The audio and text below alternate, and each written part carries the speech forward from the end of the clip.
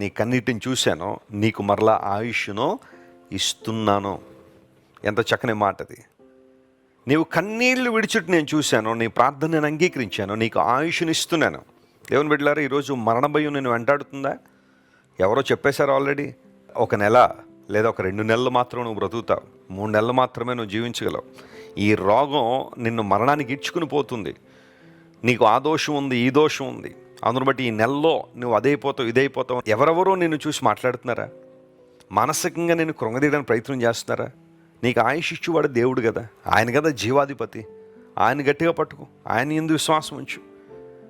నీకు వస్తున్న రిపోర్ట్లను చూసి కృంగిపోతున్న నీవు దేవుని వైపు చూడగలిగితే, ప్రభువా విశ్వాసంతో నీ దగ్గరికి వస్తున్నాను, నాకు జీవం ఇచ్చినవాడు నీవు, ఆయుష్నిచ్చేవాడు నీవు, హిజ్కియాకు ఆయుష్ను పొడిగించిన దేవుడు, నీ జీవితంలో మేలు చేస్తాడు. ఆయన ఇస్తాను అని వాగ్దానం చేసిన దేవుడు.